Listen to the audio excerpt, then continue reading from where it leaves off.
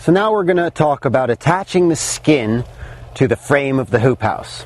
This is a very important subject because the skin is one single piece, and if you multiply all the square footage of this single piece of polyplastic on a windy day, you have essentially a powerful sail.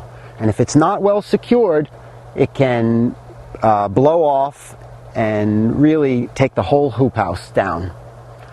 Okay, so essentially you're going to unroll the entire length of the plastic skin along the edge of the hoop house.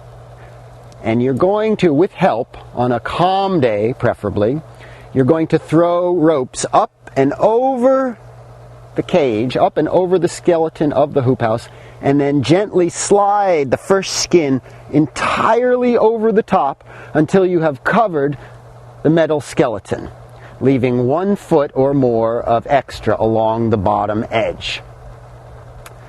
Now, when I first was covering this hoop house, I thought I can just use batten strips and nails and hammer it home, and that would be that. Nice and cheap, nice and easy.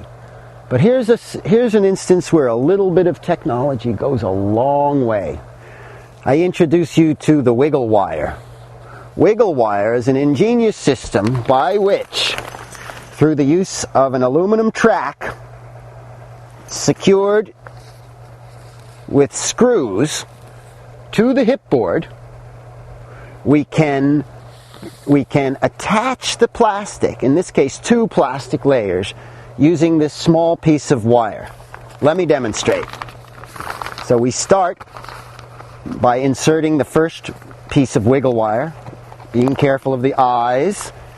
The wiggle wire slides in and snaps into place, locking the 2 layers of plastic very securely to the frame of the hoop house.